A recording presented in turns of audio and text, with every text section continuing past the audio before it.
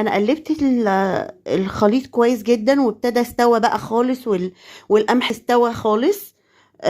مش هضربه في الخلاط، انا ما عنديش مقدرة ان انا اضربه في الخلاط، فهسويه كويس جدا جدا جدا. وبعدين هضيف عليه محلول الربط اللي هو النشا والكريم شانتيه ولبن البودرة. الكريم شانتيه بيدي غناوة كده